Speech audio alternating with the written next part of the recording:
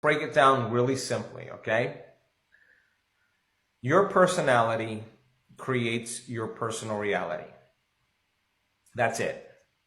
And your personality is made up of how you think, how you act, and how you feel.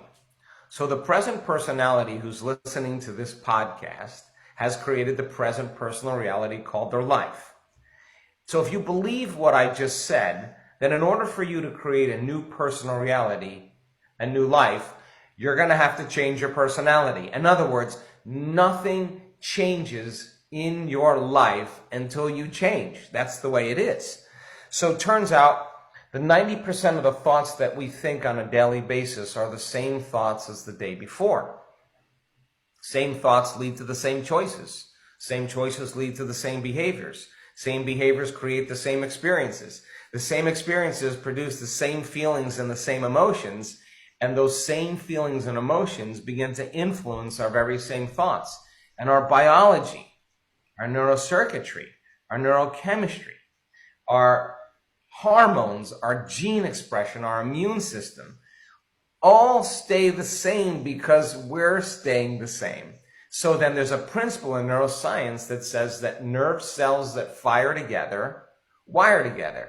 You keep thinking the same thoughts, you keep making the same choices, you keep doing the same things, you keep creating the same experiences that stamp the same networks of neurons into the same exact patterns, all for the reaffirming of the same feeling, and you do that for 10 years on end, the firing and wiring of those circuitries begins to hardwire the brain into a very finite signature.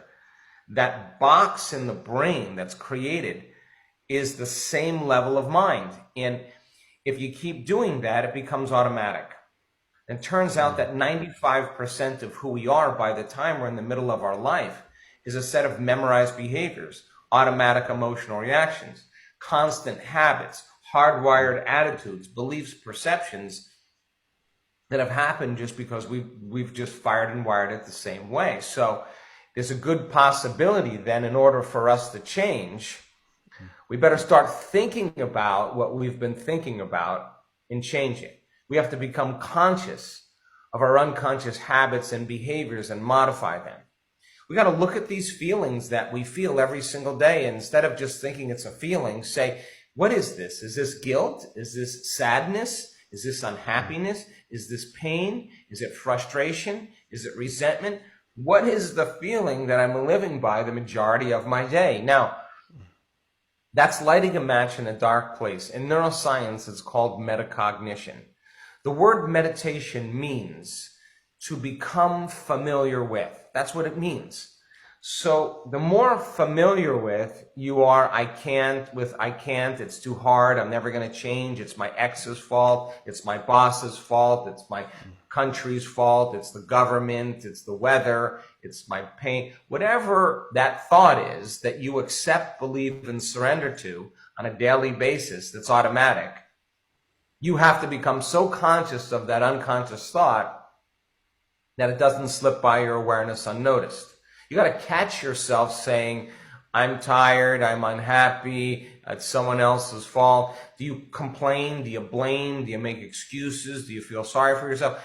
That personality has to change in order to create a new life. So then you have to become so aware of your unconscious habits that you don't go unconscious to them in your waking day. Then you got to sit in the fire of those emotions.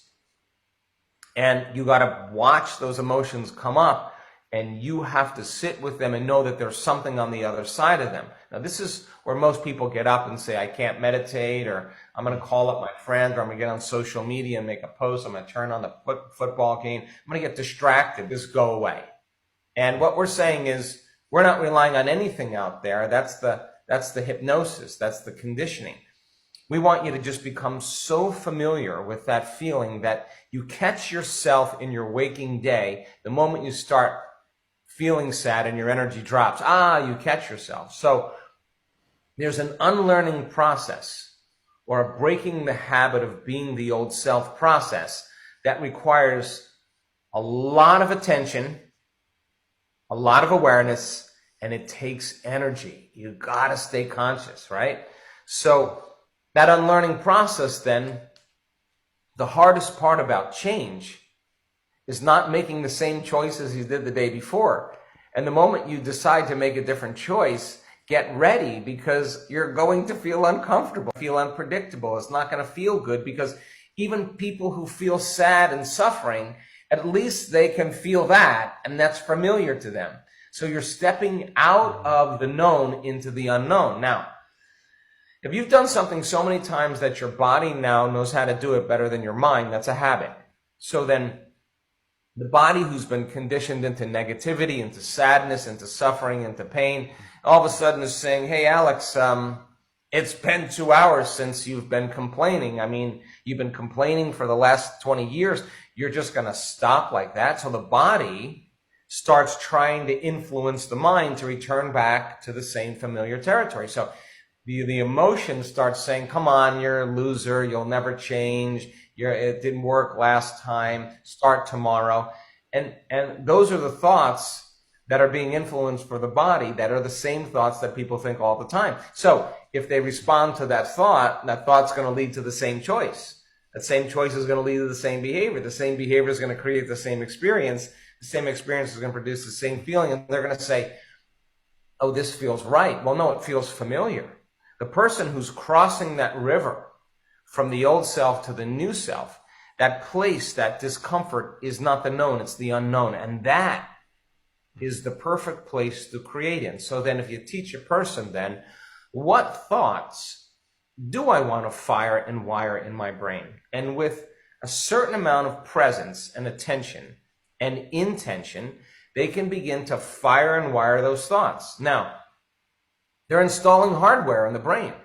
Keep doing it over and over again, and it becomes like a software program. It becomes more automatic. Now, that's the new voice in your head that says anything's possible. I can change. I'm worthy of success. I'm worthy of abundance. You program that. Nobody else did. You program that.